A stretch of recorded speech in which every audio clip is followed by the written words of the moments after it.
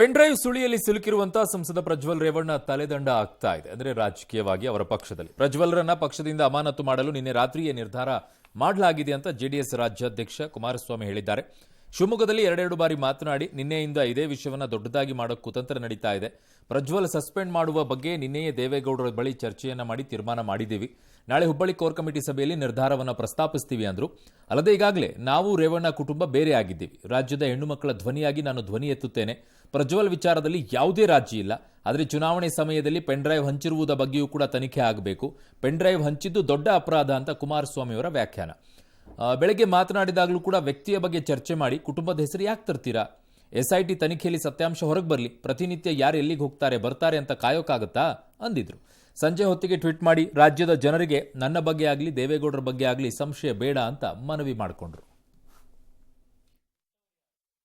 ನಾನು ನಿನ್ನೆಯ ದಿನವೇ ಇದನ್ನೇ ಒಂದು ದೊಡ್ಡ ಇಶ್ಯೂ ಮಾಡಲಿಕ್ಕೆ ಕಾಂಗ್ರೆಸ್ನವರೇನು ಎಲ್ಲ ರೀತಿಯ ಕುತಂತ್ರಗಳು ನಡೆಸ್ಕೊಂಡಿದ್ದಾರೆ. ಇದ್ರ ಬಗ್ಗೆ ತೀರ್ಮಾನ ಮಾಡಾಗಿತ್ತು. ನಾಳೆ ದಿನ ಹುಬ್ಬಳ್ಳಿಯಲ್ಲಿ ಕೋರ್ ಕಮಿಟಿ ಸಭೆಯಲ್ಲಿ ರೆಕಮೆಂಡ್ ಮಾಡಿ, ಯಾಕಂದರೆ ಸಂಸತ್ ಸದಸ್ಯರಿಂದ ಡೆಲ್ಲಿಯಿಂದ ಮಾಡಬೇಕು. ಆ ದೃಷ್ಟಿಯಿಂದ ದೇವೇಗೌಡರಿಗೆ ನಾನೇ ಮನವಿ ಮಾಡಿದ್ದೆ. ಅವರು ಸಹ ಅವರಿಗೆ ವಿಷಯಗಳು ಗೊತ್ತಿಲ್ಲ, ನನಗೂ ಗೊತ್ತಿರಲಿಲ್ಲ. ಕೆಲವು ವಿಷಯಗಳು ಏನು ಬಂದಿದೆ ಅದರ ಮೇಲೆ ನಾವು ಸಸ್ಪೆಂಡ್ ಮಾಡತಕ್ಕಂಥ ನಿರ್ಧಾರ ಮಾಡಿರ್ತಕ್ಕಂಥದ್ದು ನಿನ್ನೆನೇ ಆಗಿದೆ ತೀರ್ಮಾನ. ಇಲ್ಲಿ ಕುಟುಂಬದ ವಿರುದ್ಧ ಅಲ್ಲ. ರೇವಣ್ಣ ಅವ್ರ ಕುಟುಂಬ ಅಂದ್ರೆ ರೇವಣ್ಣ ಅವರು, ಅವರ ಪತ್ನಿ, ಇಬ್ಬರು ಮಕ್ಕಳು. ಇಲ್ಲಿ ದೇವೇಗೌಡರ ಕುಟುಂಬ ಅನ್ನೋ ಪ್ರಶ್ನೆ ಬರಲ್ಲ. ಆಲ್ರೆಡಿ ನಾವು ಡಿವೈಡ್ ಆಗಿರೋರು, ಬೇರೆ ಬೇರೆ ವಾಸ ಇದ್ದಾವೆ, ನಮ್ಮ ಬೇರೆ ಬೇರೆ ವ್ಯವಹಾರಗಳು ಇದ್ದಾವೆ. ನಮ್ದು ಯಾವುದೇ ವ್ಯವಹಾರಗಳಿಲ್ಲ. ರಾಜಕೀಯವಾಗಿ ಸಭೆಗಳಲ್ಲಿ ಭಾಗವಹಿಸ್ತೀವಿ. ದೇವೇಗೌಡರಿಗೂ ಇದಕ್ಕೂ ಸಂಬಂಧ ಏನು, ಕುಮಾರಸ್ವಾಮಿಗೂ ಇದಕ್ಕೂ ಸಂಬಂಧ ಏನು? ನೆನ್ನೆನೇ ಹೇಳಿದ್ದೇನೆ, ತಪ್ಪು ಮಾಡಿದವರಿಗೆ ನೆಲದ ಕಾನೂನಲ್ಲಿ ಶಿಕ್ಷೆ ಆಗಲೇಬೇಕು ಅಂತ. ತಪ್ಪು ಮಾಡಿದರೆ ಚುನಾವಣೆಗೆ 3 ದಿನಗಳ ಮುಂಚೆ ಈ ರೀತಿಯ ಒಂದು ಪೆನ್ ಡ್ರೈವ್ಗಳನ್ನು 1 ಲಕ್ಷ 2 ಲಕ್ಷ ಏನೋ ಒಳ್ಳೊಳ್ಳೆ ಗಲ್ಲಿ ಮೇಲೆ ಹಂಚಿರ್ತಕ್ಕಂಥದ್ದು ಇದೆಯಲ್ಲ, ಇದೆಲ್ಲ ತನಿಖೆ ಆಗಬೇಕಲ್ಲ. ಯಾರು ಮಾಡಿದವರು, ಯಾರಿಂದ ಇದೆಲ್ಲ ಹೊರಗೆ ಬಂದಿದೆ, ಇದು ಸಹ ತನಿಖೆ ಆಗಬೇಕಾಗಿದೆ. ಆ ಪೆನ್ ಡ್ರೈವ್ನಲ್ಲಿ ಬಾಯಿಗಳಾಗವರಲ್ಲ ಮಾಡಿ ಸರ್ಕ್ಯುಲೇಟ್ ಮಾಡಿದವರು, ಅವ್ರು ಅದಕ್ಕಿಂತಲೂ ಕೆಟ್ಟ ಅಪರಾಧ ಮಾಡಿರ್ತಕ್ಕಂಥದ್ದು ಕಾನೂನು ವ್ಯಾಪ್ತಿಯೊಳಗೆ. ಅದು ಎಲ್ಲ ಸತ್ಯ ಹೊರಗೆ ಬರಬೇಕಲ್ಲ. ಬರಲಿ. ಹಾಸನಲ್ಲೂ ಅಭ್ಯರ್ಥಿ ಗೆಲ್ತಾರೆ, ಅದರಲ್ಲೇನು ಸಂಶಯ ಇಲ್ಲ. ಅದು 3 ದಿವಸಗಳ ಹಿಂದೆ ಏನೋ ಪೆನ್ ಡ್ರೈವ್ ಅಂತ ಹೇಳಿದ್ರಲ್ಲ, ಅದನ್ನ ಬಿಟ್ಟವರು ಯಾರು? 3 ದಿವಸಗಳಿಗಿಂತ ಮುಂಚೆ ಅದನ್ನ ಬಿಡ್ಲಿಕ್ಕೆ ಕಾರಣ ಏನು? SIT ರಚನೆ ಆಗಿದೆ. SIT ರಚನೆಯಲ್ಲಿ ಯಾರ್ಯಾರು ತಪ್ಪುಗಳಿದೆ ಶಿಕ್ಷೆ ಅನುಭವಿಸಲೇಬೇಕು. ತಪ್ಪು ಮಾಡಿದೆ ಈ ನೆಲದ ಕಾನೂನಿನಲ್ಲಿ ಯಾರು ತಪ್ಪು ಮಾಡಿದ್ರು ಅದು ತಲೆ ಬಾಗಲೇಬೇಕು. ಈಗ ಇಂಥ ವಿಷಯಗಳು ಮುಜುಗರ ನನ್ನೊಬ್ಬನಿಗೆ ಅಲ್ಲ, ಸಮಾಜಕ್ಕೆ ಮುಜುಗರ ಆಗುತ್ತೆ.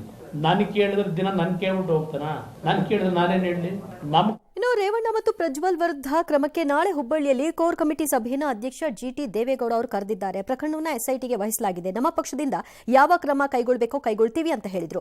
ಇನ್ನು ಪಕ್ಷದಲ್ಲೂ ಕೂಡ ಬಹಳಷ್ಟು ಒತ್ತಡ ಕೇಳಿಬರ್ತಾ ಇದೆ, ಅಮಾನತುಗೊಳಿಸಿ ಅಂತ. ದೇವೇಗೌಡರಿಗೆ ಗುರುಮಿಟ್ಕಲ್ ಶಾಸಕ ಶರಣಗೌಡ ಕಂದಕೂರ್ ಪತ್ರ ಬರೆದಿದ್ದಾರೆ. ಹರಿದಾಡ್ತಾ ಇರುವಂತಹ ಅಶ್ಲೀಲ ವಿಡಿಯೋದಲ್ಲಿ ಪ್ರಜ್ವಲ್ ರೇವಣ್ಣ ತಪ್ಪಿತಸ್ಥರೆಂಬ ಭಾವನೆ ಉಂಟಾಗಿದೆ. ಕೂಡಲೇ ಪಕ್ಷದಿಂದ ಅಮಾನತು ಮಾಡಬೇಕು. 2ನೇ ಹಂತದ ಚುನಾವಣೆ ಮೇಲೆ ಇದರ ಪರಿಣಾಮ ಬೀರಬಹುದಾಗಿದೆ.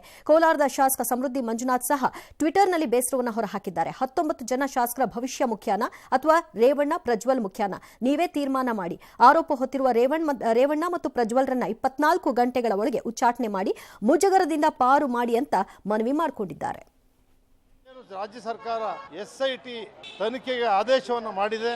ನಾವೆಲ್ಲರೂ ಕೂಡ ಅದನ್ನು ಸ್ವಾಗತ ಮಾಡಿದ್ದೇವೆ. ನಾಳೆ ಹುಬ್ಳಿನಲ್ಲಿ ನಮ್ಮ ಜನತಾದಳ ಪಕ್ಷದ ಕೋರ್ ಕಮಿಟಿ ಸಭೆನೂ ಇದೆ 10 ಗಂಟೆಗೆ.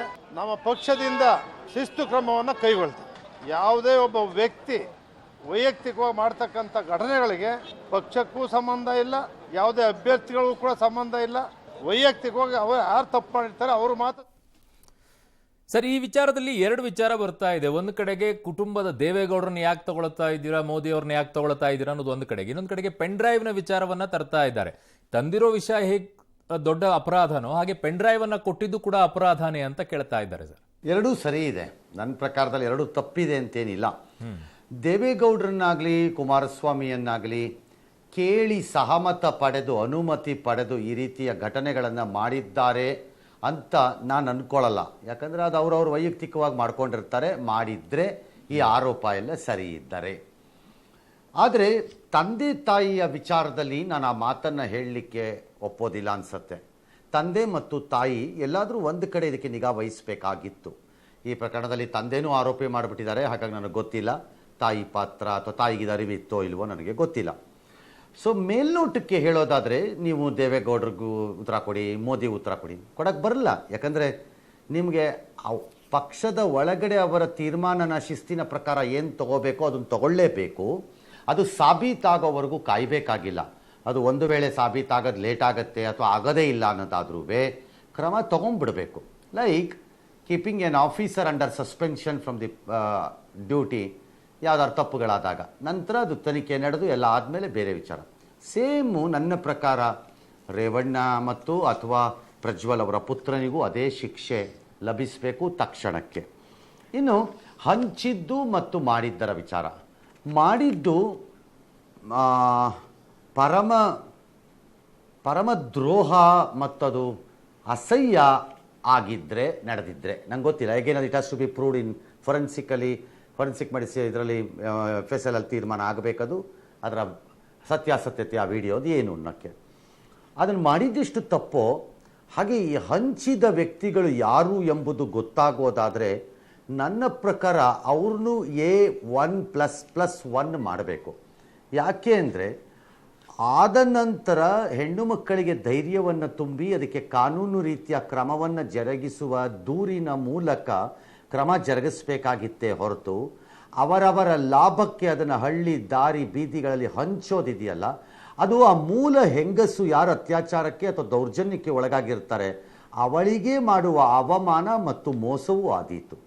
ನಂಬರ್ 1. ನಂಬರ್ 2, ಯಾವುದೋ ಹೆಣ್ಣು ಮಗಳಿಗೆ ನಾನು ನಿನ್ನ ಜೊತೆ ನಿಲ್ತೀನಿ ಅಂತ ವಿಶ್ವಾಸವನ್ನು ಮೂಡಿಸಿ ಅದೆಲ್ಲವನ್ನು ಬಹಿರಂಗಪಡಿಸಿ ಆಕೆಯ ಮಾನ ಮರ್ಯಾದೆಯನ್ನು ಸಾರ್ವಜನಿಕ ದೃಷ್ಟಿಯಿಂದ ಹರಾಜು ಹಾಕಿ ಆಮೇಲೆ ನಾನು ತನಿಖೆ ಮಾಡಿಸ್ತೀನಿ ಅಥವಾ ನಾನು ನಿಮ್ಮ ಜೊತೆ ನಿಲ್ತೀನಿ ಅಂತಂದರೆ ಅದು ಕೂಡ ಮೋಸನೇ. ಹಾಗಾಗಿ ಹಂಚಿದವರು ಆ ಪಾಪಕೃತ್ಯದಲ್ಲಿ ಭಾಗಿದಾರರೇ, ಹಂಚಿದವರು ಸ್ವಾರ್ಥಕ್ಕಾಗಿಯೂ ಮಾಡಿದವರು ತಮ್ಮ ತೆವಲು ಮತ್ತು ಅಧಿಕಾರದ ಮದಕ್ಕಾಗಿಯೂ ಮಾಡಿದ್ದಾರೆ ಅನ್ನೋದರಲ್ಲಿ ಅನುಮಾನನೇ ಇಲ್ಲ. ಬಟ್ ಒಂದು ಕಡೆಗೆ ಮೋದಿ ಅವರ ಫೋಟೋ ಅಲ್ಲಿ ಪ್ರಜ್ವಲ್ ಅವರು ಇದ್ದಾರೆ. ಮೋದಿ ಅವರು ಬಂದಂತ ಸಂದರ್ಭದಲ್ಲಿ ಪ್ರಜ್ವಲ್ಗೆ ವೋಟ್ ಹಾಕಿದ್ರೆ ನನಗೆ ಹಾಕಿದಂಗೆ ಅಂತ ಮೋದಿ ಅವರು ಹೇಳಿದ್ದಾರೆ. ಸೊ ಹಾಗಾಗಿ ಈಗ ಮೋದಿ ಅವರೇ ಇದಕ್ಕೆ ಉತ್ತರವನ್ನ ಕೊಡಬೇಕು. ಏನ್ ಹೇಳ್ತೀರಾ ಪ್ರಜ್ವಲ್ ಬಗ್ಗೆ ಮೋದಿ ಅವರೇ ಅಂತ ಹಲವು ಪ್ರಶ್ನೆಗಳು ಸಾವಿರ ಪ್ರಶ್ನೆ ಹೇಳತ್ತೆ. ಏನು ಮೋದಿ ದುರ್ಬೀನ್ ಹಾಕೊಂಡ್ಬಿಟ್ಟು ಪ್ರಜ್ವಲ್ ಏನು ಮಾಡ್ತಿರ್ತಾನೆ ಅಂತ ನೋಡ್ತಿರ್ತಾರೇನ್ರಿ? ಚುನಾವಣೆಯ ಸಂದರ್ಭ ನಾಳೆ ರಾಹುಲ್ ಗಾಂಧಿ ಅಥವಾ ಸಿದ್ದರಾಮಯ್ಯ ಅಥವಾ DK ಶಿವಕುಮಾರ್ ಯಾವುದೋ ಒಬ್ಬ ಅಭ್ಯರ್ಥಿ ವಿಚಾರದಲ್ಲಿ ಒಂದು ಕಡೆ ಮತ ಕೇಳಿದ ಫೋಟೋ ಹಿಡ್ಕೊಂಡ್ಬಿಟ್ಟು ಅವ್ನು ಹೆಚ್ಚು ಕಡಿಮೆ ಮಾಡಿ ಹಲ್ಕಟ್ ಕೆಲಸ ಮಾಡಿದ್ರೆ ಇದನ್ನೇ ಹೇಳ್ತಾರೇನ್ರಿ? Rubbish. How can you hold a Modi responsible to it?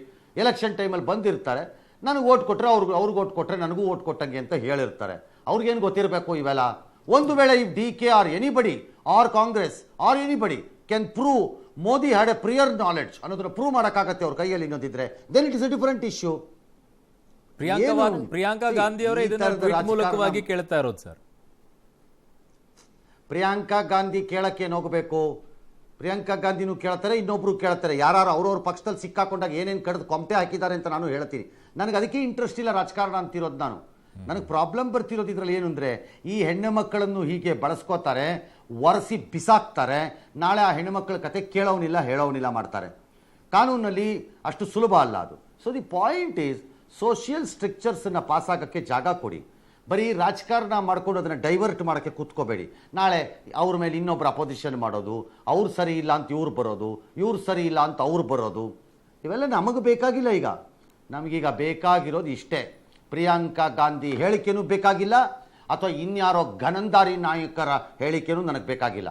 ನನಗೆ ಬೇಕಾಗಿರೋದು ಈ ವ್ಯಕ್ತಿ ಆರೋಪಿ ಸ್ಥಾನದಲ್ಲಿ ನಿಂತಿರುವಂತಹ ಪ್ರಜ್ವಲ್ ರೇವಣ್ಣ ಏನು ಮಾಡಿದ್ದಾರೆ, ಯಾವ ರೀತಿ ಇದಾಗಿದ್ದರೆ ಆಗಿದೆ, ಅದಕ್ಕೆ ಕಾರಣಗಳೇನು, ಒಂದು ವೇಳೆ ಆಗಿದ್ದರೆ ಆತನ ಹೆಡೆಮುರಿ ಕಟ್ಟುವುದು ಹೇಗೆ, ಆಗಿಲ್ಲದಿದ್ದರೆ ಕಾರಣ ಏನು, ಎರಡನೇದು ಆಗಿರಬಹುದಾದ ಹೆಣ್ಣು ಮಕ್ಕಳಿಗೆ ಅನ್ಯಾಯ ಆಗಿರೋದು ಸಾಬೀತಾಗ್ತಿದ್ದಂಗೆ ಅವ್ರಿಗೇನು ರಕ್ಷಣೆ ಮತ್ತು ಜೀವನನ ಕಲ್ಪಿಸೋದಕ್ಕೆ ಜಾಗ ಮಾಡ್ತೀರಿ.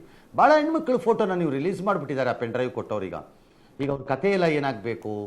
ಹಾಗಾಗಿ ಒಬ್ಬರು ವಿಪರೀತ ಮದ ಅಹಮ್ಮಿಂದ ಮಾಡ್ದಂಗೆ ಕಾಣಿಸ್ತಾ ಇದೆ, ಇನ್ನೊಬ್ಬರು ತಮ್ಮ ಲಾಭಕ್ಕೆ ಅದನ್ನು ಬಳಸ್ಕೊಂಡಂಗೂ ಕಾಣಿಸ್ತಾ ಇದೆ. Either way it's okay. ನಮಗೆ ಬೇಕಾಗಿರೋ ಸತ್ಯ ಆ ವಿಡಿಯೋ, ಆ ವ್ಯಕ್ತಿ, ಆ ಹೆಣ್ಣು ಮಕ್ಕಳು. That's all. ಅಂದ್ರೆ ಎರಡೂ ಅಪರಾಧ ಎರಡನ್ನೂ ಕೂಡ ತನಿಖೆ ಆಗಬೇಕು ಅಂತನಾ ಸರ್? ಈಗ ಬರೀ ಈ ವಿಷಯವಾಗಿ ಮಾತ್ರ ಯಾವ ಅನುಮಾನವೂ ಇಲ್ಲ. ಎರಡು ಅಪರಾಧವೇ ಆಗಿದ್ದರೆ ಮೊದಲನೆಯ ಅಪರಾಧವನ್ನು ಹೇಗೆ ಹೇಳ್ತಾ ಇದ್ದೀವೋ,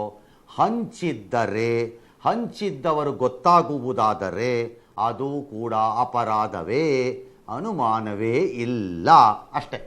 ಇನ್ನು ಇದು ಹೆಣ್ಮಕ್ಳ ಲೈಫ್ ಪ್ರಶ್ನೆ ಸರ್. ಕುಮಾರಸ್ವಾಮಿ ಅವರು ಹೇಳ್ತಾರೆ ಈ ವಿಷಯನ ದೊಡ್ಡದ್ ಮಾಡುವಂತ ಕುತಂತ್ರ ನಡೀತಾ ಇದೆ ಅಂತ. ಯಾವ್ದನ್ನ ದೊಡ್ಡದ್ ಮಾಡಬೇಕು, ಯಾವ ಇಶ್ಯೂನ ತಗೋಬಾರ್ದು ಅಂತ ಇವರು ಡಿಸೈಡ್ ಮಾಡಕ್ಕಾಗತ್ತಾ ಸರ್?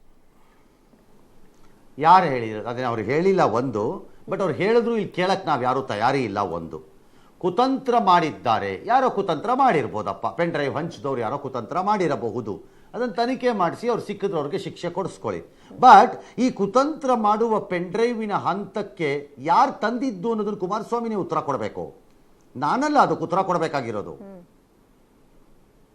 ಪಕ್ಷದ ಅಧ್ಯಕ್ಷನಾಗಿ ಅವರು ಉತ್ತರ ಕೊಡಬೇಕು. ನಿಮ್ಮ ಪಕ್ಷದ ಒಬ್ಬ ಘನಂದಾರಿ ನಾಯಕ, ಮೇರು ಲೆವೆಲಿನ ಲೀಡರು ನೆಟ್ಗೆ ಒಂದು ಟರ್ಮಲ್ಲಿ ಎಲೆಕ್ಟ್ ಆಗಿ ಜನರನ್ನು ಹೇಗೆ ಸೇವೆ ಮಾಡಬೇಕು ಅನ್ನೋದನ್ನು ತಿಳ್ಕೊಳ್ಳದೆ ದಿಮಾಕಲ್ಲಿ ಮೆರೆದಿದ್ದಾರೆ ಅಂತ ಕಾಣಿಸ್ತಾ ಇದೆ. ಅವರ ಆರೋಪಿ ಸ್ಥಾನದಲ್ಲಿ ನಿಂತಿರುವ ಪೆನ್ ಡ್ರೈವ್ನ ನಾವು ತಂದಿದ್ವಾ ಕುತಂತ್ರ ಅನ್ನಕ್ಕೆ? ಯಾರು ಕುತಂತ್ರ ಅಂತ ನಿಮಗೆ ಪರಿಭಾವನೆ ಇದೆಯೋ ಅವ್ರ ಮೇಲೆ ಹೋಗಿ ನೀವು ಏನು ಬೇಕಾದ್ರೂ ಮಾಡ್ಕೊಳ್ಳಿ. ಮತ್ತು ಇದನ್ನು ರಾಜಕೀಯ ಮಾಡಬಾರ್ದು, ಬೆಳೆಸಬಾರ್ದು, that is none of anybody's business. ಜನಕ್ಕೆ ವಿಷಯ ತಲುಪದ ಮೇಲೆ ಅದನ್ನು ಹೇಗೆ ತಿಳ್ಕೋಬೇಕು ಮತ್ತು ತಿಳ್ಕೋಬೇಕು ಅನ್ನೋದು ನಮಗೆ ಬಿಟ್ಟಿರೋದು. ಕುತಂತ್ರ ಇದ್ದರೆ ಅದು ನಿಮ್ಮ ಹಣೆ ಬರಹ. ಕುತಂತ್ರವನ್ನು ಮಾಡುವವರೆಗೆ, ಅದಕ್ಕೆ ಆಹಾರವನ್ನು ಕೊಡುವವರೆಗೆ ತಲುಪಿದವ್ರು ಯಾರು? ಯಾರು ಹೇಳಿದ್ವಾ ನಾವು? ಹೋಗಪ್ಪ ಹಿಂಗೆ ಮಾಡ್ಕೊಳ್ರಪ್ಪ, ಅದನ್ನ ಹಿಂಗೆ ಪೆನ್ ಡ್ರೈವ್ ಸಿಗಾಕಿಸ್ಕೊಳ್ರಪ್ಪ, ತೊಗೊಂಬಂದು ನಿಮ್ಮ ವಿರೋಧಿಗಳು ಕೊಟ್ಕೊಳ್ರಪ್ಪ, 1000 ಸಂಖ್ಯೆಯಲ್ಲಿ ಪ್ರಿಂಟ್ ಮಾಡ್ರಪ್ಪ, ಅದನ್ನ ಮುದ್ರೆ ಹಾಕೊಳ್ರಪ್ಪ, ತೊಗೊಂಡೋಗಿ ಹಂಚ್ಕೊಳ್ರಪ್ಪ, ನಾವೇನಾರು ಹೇಳಿದ್ವಾ? ಒಳ್ಳೆ ಕಥೆ ಆಯ್ತಲ್ಲ ಸರ್. ರಾಜಕೀಯ ಪಕ್ಷಗಳು ಕೆಲವೊಂದು ಟೈಮಲ್ಲಿ ಸರ್ ಕೆಲವು ಪಕ್ಷಗಳಿಗೆ ಡ್ಯಾಮೇಜ್ ಆಗುತ್ತೆ ಅನ್ನೋದಾದ್ರೆ ಅವರ ವೈಯಕ್ತಿಕವಾಗಿರುವಂಥ ಹೇಳಿಕೆಗಳು ಅದಕ್ಕೂ ನಮಗೂ ಸಂಬಂಧ ಇಲ್ಲ ಅಂತೇಳಿ ಹಿಂದೆ ಸರಿತಾರೆ.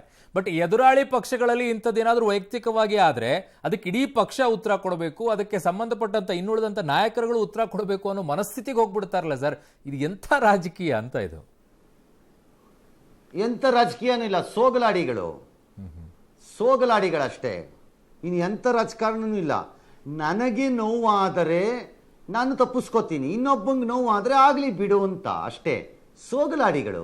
ನಾನು ಅದಕ್ಕೆ ಹೇಳೋದು, ರಾಜಕಾರಣದವರು ಹೇಳಿದ್ದನ್ನೆಲ್ಲ ನಾವು ಕೇಳಬೇಕಾದ ಸ್ಟೇಜ್ ಇಲ್ಲ, ಇನ್ಕ್ಲೂಡಿಂಗ್ ಪ್ರಿಯಾಂಕಾ ಗಾಂಧಿ ಡಿಮಾಂಡ್ ಮಾಡಬೇಕಾಗಿರೋದು ಎಗೈನ್ ಆ ದ್ವೇಷ ಇದೆಯಲ್ಲ, Modi versus Priyanka versus Rahul versus BJP Congress, ಆ ದ್ವೇಷ ಮಾಡ್ತಿರೋಂಥ ಕೆಲಸ ಮೋದಿ ಉತ್ತರ ಕೊಡಬೇಕು. ಇನ್ಯಾವುದಕ್ಕೋ ಬಂದಾಗ ನಾಳೆ ಸೋನಿಯಾ ಗಾಂಧಿ ಉತ್ತರ ಕೊಡಬೇಕು, ಪ್ರಿಯಾಂಕಾ ಗಾಂಧಿ ಉತ್ತರ ಕೊಡಬೇಕು ಅಂತ ಕೇಳಿದ್ರೆ ಕೊಡ್ತಾರೆ? ನೀವು ಸುಮ್ಮನೆ ಸಂಬಂಧವಿಲ್ಲದೆ ಇರೋದೆಲ್ಲ ಮಾತಾಡ್ತಾರೆ. ಸರ್ ಇದರಲ್ಲಿ ಬಹಳ ಸೂಕ್ಷ್ಮವಾಗಿ ನಂಗೆ ಕಾಣಿಸ್ತಾ ಇರೋದು ಸರ್, ಈಗ ಪ್ರಧಾನಿಗಳ ಬಗ್ಗೆ ಆಗಿರ್ಬೋದು ಅಥವಾ ಮುಖ್ಯಮಂತ್ರಿಗಳ ಬಗ್ಗೆ ಆಗಿರ್ಬೋದು, ಎಲ್ಲೋ ಒಂದು ವೈರಲ್ ಆಗಿದೆ, ಅವರಿಗೆ ಡ್ಯಾಮೇಜ್ ಆಗೋ ರೀತಿಯಲ್ಲಿ ಯಾರಾದ್ರೂ ಸ್ಟೇಟ್ಮೆಂಟ್ ಕೊಟ್ಟರೆ ಅದನ್ನು ಸೋಷಿಯಲ್ ಮೀಡಿಯಾದಿಂದ ತೆಗೆದು ಹಾಕಬೇಕು, ಅದು ಎಲ್ಲೂ ಪ್ರಸಾರ ಆಗದ ರೀತಿಯಲ್ಲಿ ನೋಡ್ಕೊಳ್ಬೇಕು ಅನ್ನುವಂಥದ್ದನ್ನ ಇನ್ಸ್ಟ್ರಕ್ಷನ್ ಕೊಡ್ತಾರೆ ಪೊಲೀಸ್ ಡಿಪಾರ್ಟ್ಮೆಂಟ್ಗಳಿಗೆ. ಬಟ್ ಇಲ್ಲಿ ವಿಡಿಯೋಗಳು ಸರಬರಾಜಾಗ್ತಾ ಇದೆ, ಫೋಟೋಗಳು ವೈರಲ್ ಆಗ್ತಾ ಇದೆ, ಆ ಹೆಣ್ಣುಮಕ್ಕಳು ಮಾನ ಹರಾಜಾಗ್ತಾ ಇದೆ ಅನ್ನೋದನ್ನ ಸರ್ಕಾರ ಇದನ್ನ ಸ್ಟಾಪ್ ಮಾಡಬೇಕು ಅನ್ನುವಂಥ ಯೋಚನೆಗೆ ಯಾಕೆ ಬರೋದಿಲ್ಲ ಸರ್? ಮಾಡಬೇಕಾಗಿತ್ತು. ಈ ರಾಜ್ಯ ಸರ್ಕಾರಕ್ಕೆ ಅಥವಾ ನಮ್ಮ ರಾಜ್ಯ ಪೊಲೀಸರಿಗೆ ಕಾಮನ್ ಸೆನ್ಸ್ ಅನ್ನೋದೇನಾದ್ರು ಇದ್ದಿದ್ದರೆ ಈಗಲೇ ಅದನ್ನು ತೆಗಿಬೇಕಾಗಿತ್ತು ಸೋಷಿಯಲ್ ಮೀಡಿಯಾದ ಪ್ಲಾಟ್ಫಾರ್ಮ್ಗಳಿಂದ. ಆ ಪೆನ್ ಡ್ರೈವ್ನ ಅವ್ರೇನೂ ಮಾಡೋಕ್ಕಾಗಲ್ಲ. ಮನೆಗೆ ತೊಗೊಂಡೋಗಿ ತರಕಾರಿ ಹಂಚ್ದಂಗೋ ಅಥವಾ ಪೆನ್ ಡ್ರೈವ್ ಭಾಗ್ಯ ಅನ್ನೋ ಥರ ಎಲ್ಲರ ಮನೆಗೂ ಇದು ರೇಷನ್ ಕಾರ್ಡ್ ಆಧಾರದ ಮೇಲೆ ಕೊಟ್ಟು ಬಂದಿದ್ದಾರೋ ನನಗೆ ಗೊತ್ತಿಲ್ಲ, ನನಗೆ ಯಾವ ಥರ ಕೊಟ್ಟು ಬಂದಿದ್ದಾರೆ. ಬಟ್ ಸೋಷಿಯಲ್ ಮೀಡಿಯಾಲಿರುವಂತಹ ಎಲ್ಲ ಪೋಸ್ಟ್ಗಳನ್ನು ತೆಗೆಸಬೇಕು ಅನ್ನೋ ಕ್ವಿಕ್ ಕ್ರಮ ತಗೊಳ್ಬೇಕಾಗಿದ್ದು ಮತ್ತು ಇರೋದು ಈ ಘನತೆ ಬೆತ್ತ ಪೊಲೀಸ್ ಡಿಪಾರ್ಟ್ಮೆಂಟಿನ ಕೆಲಸವೇ. ತಗೊಳ್ಳದೇ ಇದ್ದರೆ ಅವರು ಮಜಾ ತಗೋತಿದ್ದಾರೆ, ಯಾರದ್ದೋ ಜೊತೆ ಕೈ ಜೋಡಿಸಿ ಅನ್ನೋ ಆರೋಪಕ್ಕೆ ನಾಳೆ ಗುರಿ ಆಗ್ತಾರೆ. ಓಕೆ ಸರ್, ಈಗ ಇನ್ನೊಂದೆರಡು ಸುದ್ದಿ ಇದೆ ಸರ್, ತೊಗೊಂಡ್ಬಿಟ್ಟು ನಿಮ್ಮ ಹತ್ರನೇ ಬರ್ತೀವಿ ಸರ್. ಮನೆ ಕೆಲಸದಾಕೆ ಲೈಂಗಿಕ ಕಿರುಕುಳ ಪುತ್ರ ಪ್ರಜ್ವಲರದ್ದು ಏನಾದಂಥ ಸೆಕ್ಸ್ ವಿಡಿಯೋಗಳ ಬಗ್ಗೆ HD ರೇವಣ್ಣ ಇವತ್ತು ಬೆಂಗಳೂರಿನ ಪದ್ಮನಾಭನಗರದ ದೇವೇಗೌಡರ ನಿವಾಸಕ್ಕೆ ಎರಡೆರಡು ಬಾರಿ ಭೇಟಿ ಕೊಟ್ಟರು. ತಂದೆಯೂ ಆಗಿರುವಂಥ ಮಾಜಿ ಪ್ರಧಾನಿಗಳ ಜೊತೆಗೆ ಒಂದು 2 ಗಂಟೆ ಕಾಲ ಗಹನವಾಗಿ ಚರ್ಚೆ ಮಾಡಿದರು. ಕಾನೂನು ಹೋರಾಟದ ಬಗ್ಗೆ ಸಲಹೆ ಮತ್ತು SIT ತನಿಖೆ ಪಕ್ಷದಿಂದ ಉಚ್ಚಾಟನೆ ಒತ್ತಡದ ಬಗ್ಗೆ ಚರ್ಚೆಯನ್ನೆಲ್ಲ ಮಾಡಿದಾರಂತೆ.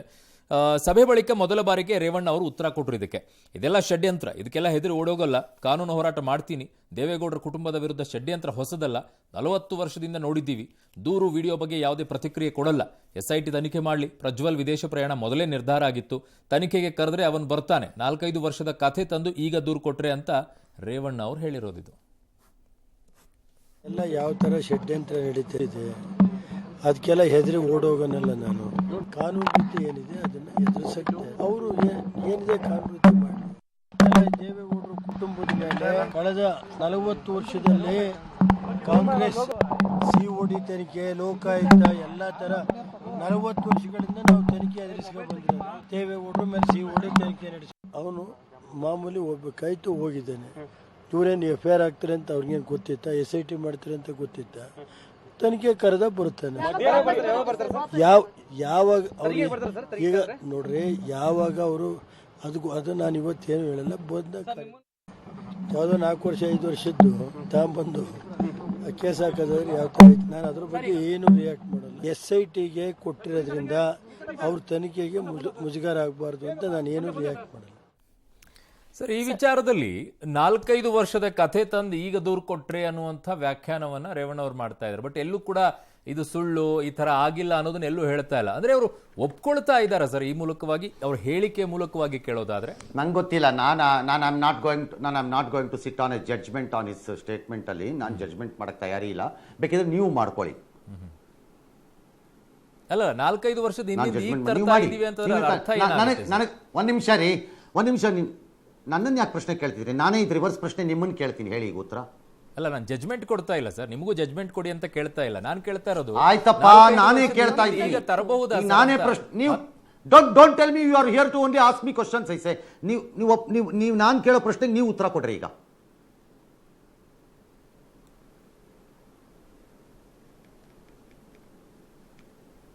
ಕೇಳಿ ಸರ್.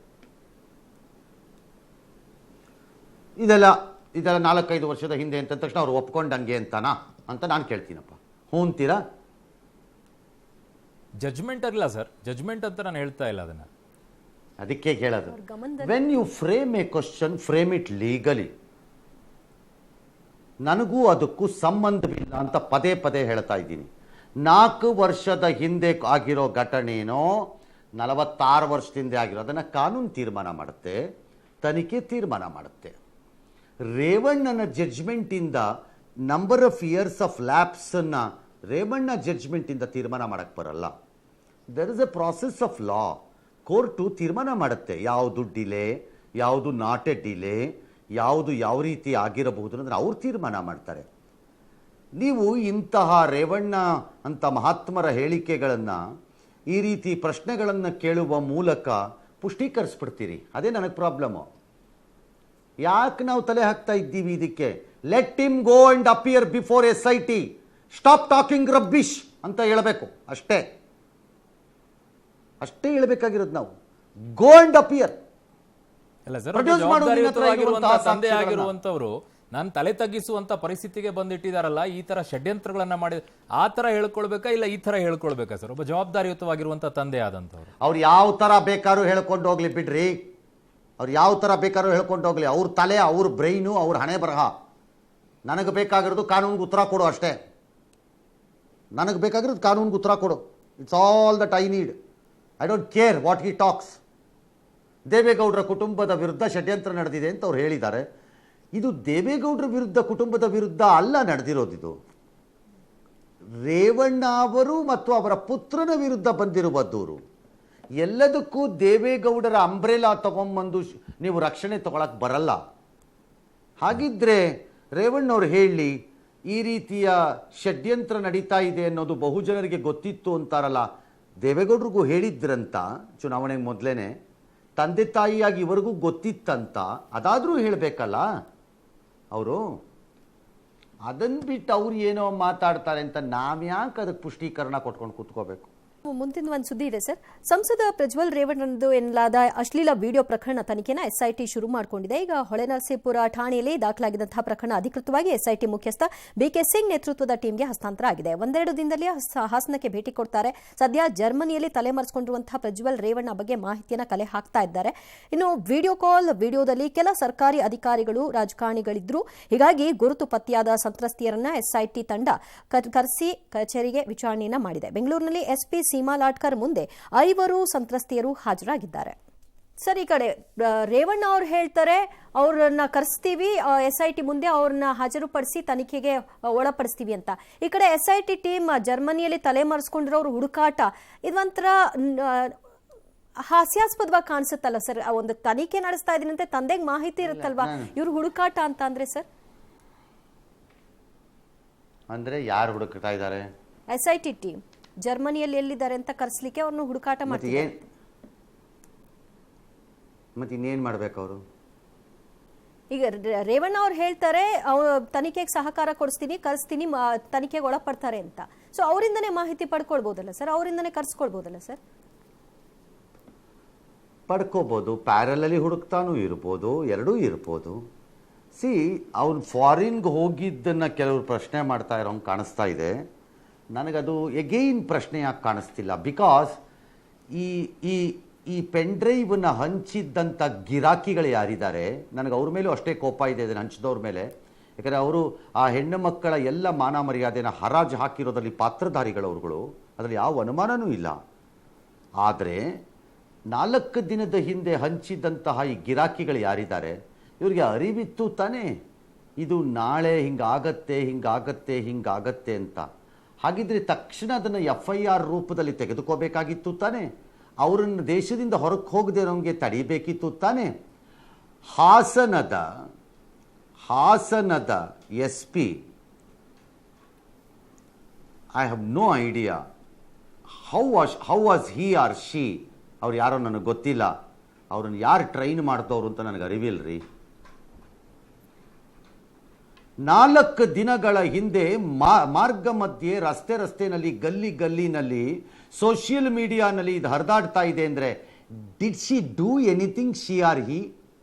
ಅವರು ಅಥವಾ ಇನ್ಯಾರು ಗಂಡು ಹೆಣ್ಣು ನಂಗೆ ಗೊತ್ತಿಲ್ಲ ಅವ್ರು ಯಾರು ಅಂತ, ಏನಾದರೂ ಮಾಡಿದ್ರಂತ? ಸರ್ಕಾರದ ಪರವಾಗಿ ಮೇಲೆ ಕೂತಿರುವಂತಹ ಗನಂದಾರಿ ಸ್ಟಾರ್ಗಳನ್ನು ಹಾಕ್ಕೊಂಡು ಅಶೋಕ ಚಕ್ರ ಮತ್ತು ಕಡ್ಡಿ ಕಟ್ಕೊಂಡು ನಿಂತಿರುವಂತಹ ಗನಂದಾರಿ ಪೊಲೀಸ್ ಆಫೀಸರ್ಗಳು ಕತ್ತೆ ಕಾಯ್ತಿದ್ರಂತ. ಮೇಲ್ಗಡೆಯಿಂದ ಇರಬೇಕಾದ ಅಧಿಕಾರಿಗಳು should have called the Hassan SP and told, what is this nonsense going on? Pick up a suo moto, let us see, for the disturbance of public order at least ಅಂತ ಹೇಳಬಾರ್ದಾಗಿತ್ತ? This is a drama. ನಾನು ಹೇಳ್ತಾ ಇದ್ದೀನಿ, ಇವ್ರುಗಳೆಲ್ಲ ಆಟ ಆಡ್ತಿರೋದು ಇವ್ರುಗಳು. ಅವ್ರು ಹೋಗಿದ್ದನ್ನು ತಡೆಯೋಕ್ಕಾಗಲ್ಲ, ನಾವು ಒಪ್ಕೋತೀನಿ. ಯಾವನೋ ಎಲ್ಲಿಂದನೋ ಹಾರ್ಕೊಂಡು ಸೀಕ್ರೆಟಾಗಿ ಪರಾರಿ ಆಗ್ಬಿಡ್ಬೋದು ಬೇಕಾರೆ. ಬಟ್ 4 ದಿನದ ಹಿಂದಿನಿಂದ ನಡೀತಾ ಇದ್ದಿದ್ದ ಈ ಕಥೆನ ವಾಚ್ ಮಾಡಿ, ಅಲರ್ಟ್ ಆಗಿ, ಪ್ರಿಯಂಟಿವ್ ಆಗಿ ಕೆಲವು ಸ್ಟೆಪ್ಸ್ ತಗೋಬಾರ್ದಿತ್ತ ಪೊಲೀಸ್ ಇಲಾಖೆ? ಮಣ್ಣು ತಿಂತ ಕೂತಿದ್ರು SIT ಆರ್ಡರ್ ಬರೋವರೆಗೂ ಕಾಯ್ಕೊಂಡು. ನಾಲಾಯಕಗಳಿದ್ದಾಗ ಹೀಗೆ ಆಗೋದು ಹಾಗಾದ್ರೆ? What were they doing? ಈಗ ಬಂದು ಹೇಳ್ತಾರೆ ಜರ್ಮನಿಲಿ ಹುಡುಕ್ತಾರಂತೆ. ಅತಾಳ ಪಾತಾಳ ಲೋಕದಲ್ಲಿ ಹೋಗಿ ಹುಡುಕ್ಲಿ ಕೂತ್ಕೊಂಡು, ದುರ್ಬೀನ್ ಹಾಕೊಂಡು. ಸರ್, FIR ಅಲ್ಲಿ ಮೊದಲನೇ ಆರೋಪಿ ರೇವಣ್ಣ ಅವರಿದ್ದಾರೆ, ಎರಡನೇ ಆರೋಪಿ ಪ್ರಜ್ವಲ್ ರೇವಣ್ಣ ಅವರಿದ್ದಾರೆ. ಬೇರೆ ಯಾರಾದರೂ ನಾರ್ಮಲ್ ಪರ್ಸನ್ ಆಗಿದ್ರೆ ಇಷ್ಟೊತ್ತಿಗೆ ಅರೆಸ್ಟ್ ಆಗ್ತಾ ಇದ್ರು. ಇಲ್ಲಿ ಪ್ರಭಾವಿ ವ್ಯಕ್ತಿಗಳಾಗಿರೋದ್ರಿಂದ ಅರೆಸ್ಟ್ ಆಗ್ತಾ ಇಲ್ವಾ ಸರ್ ಈ ಪ್ರಕರಣದಲ್ಲಿ? ನನಗೆ ಗೊತ್ತಿಲ್ಲ SIT ಯಾವ ಮಾರ್ಗವನ್ನು ತೆಗೆದುಕೊಂಡು ಇದ್ರಲ್ಲಿ ಮಾಡ್ತಿದೆ ಅಂತ. ನಂಬರ್ 1. ನಂಬರ್ 2, ನಾನು ಎಲ್ಲ ಪ್ರಕರಣಗಳನ್ನು ಕಾನೂನು ರೀತಿ ನೋಡುವಾಗ ಒಂದೇ ಥರ ನೋಡ್ತೀನಿ. ನಾನು ಒಂದಕ್ಕೆ ಎಕ್ಸೈಟ್ ಆಗ್ಬಿಟ್ಟು ನೋಡೋದು, ಇನ್ನೊಂದಕ್ಕೆ ನಾನ್ ಎಕ್ಸೈಟ್ ಆಗಿ ನೋಡೋಕ್ಕಾಗಲ್ಲ. ಸುಪ್ರೀಂ ಕೋರ್ಟು ಪದೇ ಕೆಲವು ವಿಚಾರಗಳಲ್ಲಿ ಏನು ಹೇಳಿದೆ ಅಂದರೆ, ನೀವು ಅರೆಸ್ಟನ್ನು ಮ್ಯಾಂಡೇಟರಿ ಅಂತ ಅನ್ಕೋಬೇಡಿ, ಅರೆಸ್ಟು ಕಂಪಲ್ಸರಿ ಆಗಲೇಬೇಕು ಅಂತೇನು ಪರಿಭಾವಿಸಬೇಡಿ. ನಿಮಗೆ ಅದರ ಅವಶ್ಯಕತೆ ಇದ್ದಾಗ ಮಾಡಬಹುದು ನೀವು ಅಷ್ಟೇ ಕ್ರಿಮಿನಲ್ ಇನ್ವೆಸ್ಟಿಗೇಷನಲ್ಲಿ ಅಂತ. ಹಾಗಾಗಿ ನನ್ನ ಲೆಕ್ಕಾಚಾರದಲ್ಲಿ ಈ ಮಲಗಿದ್ದ ಪೊಲೀಸ್ ಇಲಾಖೆ ಎದ್ದು SIT ರೂಪದಲ್ಲಿ ಹೊರಕ್ಕೆ ಬಂದಿರುವಂತಹ ಈ ತನಿಖಾ ತಂಡ ಏನಿದೆ, ಶರ್ಲಾಕ್ ಹೋಮ್ಸ್ಗಳು, ಈ ಶರ್ಲಾಕ್ ಹೋಮ್ಸ್ಗಳು 4 ದಿನ ಯಾವ ತನಿಖೆ ಮಾಡ್ತಾರೆ ಅಂತ ವಾಚ್ ಮಾಡೋಣ. ಯಾವ ರೀತಿ ಅವರು ಸಾಕ್ಷಿಯನ್ನು ಬಿಲ್ಡ್ ಮಾಡ್ತಾರೆ ಅನ್ನೋದನ್ನು ನೋಡೋಣ. ಆಮೇಲೆ let us come to a conclusion what work they are doing or not doing ಅನ್ನೋದನ್ನು. ಓಕೆ ಸರ್, ಏನಾದರೂ ಹೇಳಬೇಕಾ ಸರ್ ಕೊನೆಯದಾಗಿ? ನೆಕ್ಸ್ಟ್ ಬೇರೆ ಸದ್ದಿಗೆ ಹೋಗ್ಬಿಡ್ತೀವಿ ಸರ್. ಏನೂ ಇಲ್ಲ. ನನ್ನ ಪರಿಚಿತರು ಆದಂಥ ಶ್ರೀನಿವಾಸ್ ಪ್ರಸಾದ್ ಅವರು ಇವತ್ತು ನಿಧನರಾಗಿದ್ದಾರೆ. ನನಗೊಂದೇ ಒಂದು ಕ್ವಿಕ್ಕಾಗಿ ಹೇಳ್ಬಿಟ್ಟು ಮುಗಿಸ್ಬಿಡ್ತೀನಿ, ಬಿಕಾಸ್ ನಾನು ಅಲ್ಲೇ ಇದ್ದಿದ್ದರೆ ಇದನ್ನು ಸ್ವಲ್ಪ ದೀರ್ಘವಾಗಿ ಹೇಳ್ತಿದ್ದೇನೋ. ಸರ್ ಹೇಳಿ ಸರ್. ಬಹುಶಃ ಇವತ್ತು ನಾನು ಪತ್ರಕರ್ತನಾಗಿ ಟಿ ವಿನಲ್ಲಿ ಕೂತ್ಕೊಂಡು ಇಷ್ಟೆಲ್ಲ ಹೇಳಕ್ಕೆ ಮಾಡೋಕ್ಕೆ ಖ್ಯಾತನಾಗಕ್ಕೆ ಭಗವಂತ ನನಗೆ ಎಲ್ಲವನ್ನೂ ದಯಪಾಲಿಸಲಿಕ್ಕೆ ಶ್ರೀನಿವಾಸ್ ಪ್ರಸಾದೇ ಕಾರಣ ಇದ್ದರೂ ಇರಬಹುದು. ನನ್ನ ಕೋರ್ಸನ್ನು ಮುಗಿಸ್ಕೊಂಡು ನನ್ನ ಮನೆಯಲ್ಲಿ ನೀನಕ್ಕೂ ಲಾಯಕ್ಕಿಲ್ವೇನೋ ನಾನು ಅನ್ನೋ ಭಾವನೆ ಮೂಡ್ತಿರೋ ಸಂದರ್ಭದಲ್ಲಿ ಒಂದು ಡಿಪ್ಲೊಮಾ ಸೀಟ್ಗೆ ಅಂತ ಅಶೋಕ್ಪುರದಲ್ಲಿ ಮೈಸೂರಲ್ಲಿರೋ ಅವರ ಮನೆ ಬಾಗಲನ್ನು ಚಪ್ಪಲಿ ಸವಸಿರೋದು 3 ತಿಂಗಳುಗಳ ಕಾಲ ನನಗಿನ್ನೂ ನೆನಪಿದೆ ಚೆನ್ನಾಗಿ. ಬೆಳಗ್ಗೆ ರಾತ್ರಿ ಚಪ್ಪಲಿ ಸವಸ್ತಿದ್ದೆ. ಅವ್ರ PA ಒಬ್ಬರಿದ್ದರು ಅನಂತ ಅಂತ. ಆ ಅನಂತ ನನ್ನ ಕರ್ಕೊಂಡು ಹೋಗೋದು, ನಾಳೆ ಅನ್ನೋದು, ಬರೋದು. ಕೊನೆಗೂ ನನಗೆ ಅವ್ರಿಗೆ ಸೀಟ್ ಕೊಡ್ಸೋಕ್ಕಾಗಲಿಲ್ಲ ಪಾಪ. ಹಾಗಾಗಿ ಅವ್ರು ಸೀಟ್ ಕೊಡಿಸ್ದೇ ಇದ್ದಿದ್ದೇ ನನ್ನನ್ನು ಇಲ್ಲಿಗೆ ತಂತೇನೋ ಇವತ್ತು ಮೋಸ್ಟ್ಲಿ ಅಂತ ಅನಿಸತ್ತೆ. That is what is my opinion. So I don't know ಅದಕ್ಕೆ ಏನು ಹೇಳಬೇಕು ನಾನು ಅಂತ. ಅವತ್ತು ಕೋಪ ಇತ್ತು ನನಗೆ ಅವ್ರು ಸೀಟ್ ಕೊಡಿಸ್ಲಿಲ್ಲ ಅಂತ. ಇವತ್ತು ನಾನು ಕೋಪ ಮಾಡಿಕೊಂಡ್ರೆ ನನ್ನಷ್ಟು ದುಷ್ಟ ವ್ಯಕ್ತಿ ಇನ್ನೊಬ್ಬ ಇಲ್ಲ ಅಂತ ಅನಿಸತ್ತೆ. ಕೆಲವೊಮ್ಮೆ ಹಾಗೆ ಪೋಸ್ಟ್ಮಾರ್ಟಮ್ ಸುಲಭ, but he was my good friend. ಆ ನಂತರನೂ ಈ ವಿಷಯ ಅವ್ರಿಗೆ ತಮಾಷೆ ಮಾಡ್ತಿದ್ದಾಗೆಲ್ಲ ನಾನು ಎಷ್ಟು ಮುಂದೆ ಆಲೋಚನೆ ಮಾಡಿ ನಿಂಗೆ ಸೀಟ್ ಕೊಡಿಸಿಲ್ಲ ನೋಡು ಅಂತಿದ್ರು. But that's okay. ನಾವು Prasad has been a great friend ನನಗೆ. ಇಲ್ಲಿ ಭಾಳ ಜನ ಈಗ ಮಾತಾಡ್ತಿದ್ದಾರೆ. ನಾನು ಚಾಮುಂಡಿ ಅಶೋಕ್ಪುರಮಿಂದ ನಾನು ನೋಡಿರೋವಂಥದ್ದು ಅವ್ರನ್ನ ಆ ಕಾಲದಲ್ಲಿ. ಹಾಗಾಗಿ I only say he lived his life and ತಾನು ಏನು ಮಾಡ್ಕೋಬೋದು ಅದನ್ನು ಮಾಡಿದ್ದಾರೆ ಹಠ ಮತ್ತು ರಾಜಕೀಯದಲ್ಲಿ. That's all I can say. So ಇವತ್ತು ನನಗಿರೋ ನೆನಪಿಷ್ಟೇ. ಇವತ್ತು ಇದೆಲ್ಲ ಹೇಳೋಕ್ಕೆ ಅವಕಾಶ ಕೊಟ್ಟಿದ್ದು ಪ್ರಸಾದ್ಗೆ. In your death I will say a big thanks to you. Maybe you are instrumental in what I am today.